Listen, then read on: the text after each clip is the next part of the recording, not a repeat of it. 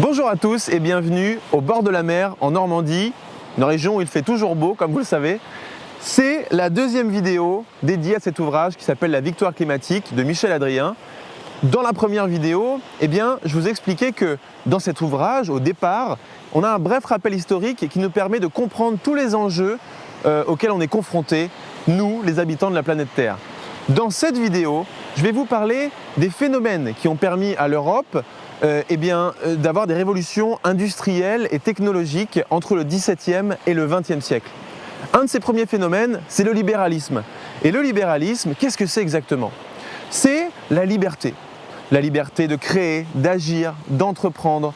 Et ça nous a emmenés jusqu'à l'avènement du train au XVIIIe siècle ou des usines textiles au XXe siècle. L'être humain était capable et avait la possibilité de dire « je », moi, et puis finalement, d'évoluer. La victoire climatique aborde également le phénomène du capitalisme, qui, combiné au libéralisme, est à l'origine de l'essor et de l'évolution grandissante de l'humanité au fil des 300-400 dernières années. Mais Michel Adrien nous dresse un bilan plutôt mitigé, puisqu'il dit également que le capitalisme pourrait mettre en péril notre monde s'il n'est pas régulé. Pourquoi? Parce qu'il est à l'origine de grandes inégalités, il creuse les inégalités, et puis il est à la recherche d'une croissance illimitée dans un monde qui, comme on le sait, ne dispose pas de ressources illimitées. La mondialisation est également abordée dans ce chapitre, mais on se rend compte que l'idée que nous sommes tous membres de l'équipage du grand vaisseau de l'humanité, c'est une idée très récente. D'abord, les hommes se sont divisés, se sont battus et ont compris finalement assez tard que agir ensemble était évidemment dans l'intérêt de tous et dans l'intérêt de la planète. À la lecture de ce chapitre, on parle de l'OMC, de l'ONU, du FMI, de l'UNESCO et on se rend bien compte que Michel Adrien fait naître des idées dont on parlera un peu plus tard dans le livre sur des solutions pour sortir de ce réchauffement climatique. Mais ça, on en parlera dans une prochaine vidéo, je te le promets.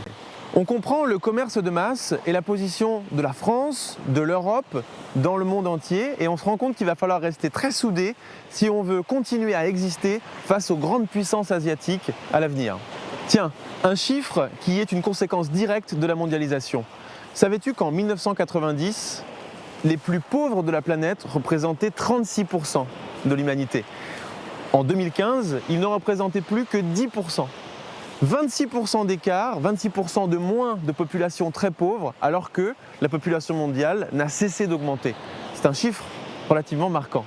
Michel Adrien aborde la démondialisation et nous explique ce qu'est pour lui le nationalisme et il transitionne vers le thème principal de ce livre, qui est le climat. Il nous explique avec poésie ce qu'est l'altermondialisme selon lui. La croissance économique a pris le pas sur l'environnement. Nous consommons chaque année plus que ce que la planète peut nous offrir. Il faut savoir qu'en 2020, on avait consommé toutes les ressources d'un an en août, alors qu'en 1970, c'était en décembre. Si on réduit nos émissions de CO2 de 50%, on peut gagner 2 mois et demi. Et ce challenge, il faut le relever puisqu'il nous permettra de limiter le réchauffement climatique à 1,5 à 2 degrés d'ici à 2050. Mais attention, croissance différente et décroissance ne veulent pas dire la même chose. On ne peut pas limiter la croissance des pays émergents et les priver d'un confort de vie et de conditions de vie meilleures. Pour adopter une croissance différente, on se doit de respecter à la lettre les recommandations du GIEC. Mais quelles sont-elles? Numéro 1, transitionner à 100% des énergies fossiles aux énergies renouvelables. Et numéro 2, changer notre façon de produire, de nous alimenter et de nous déplacer. Dans la prochaine vidéo, on fera un tour du monde de toutes les émissions de CO2. Et en attendant, je vous souhaite une belle journée, une belle matinée, une belle semaine et je vous dis à bientôt dans une prochaine vidéo.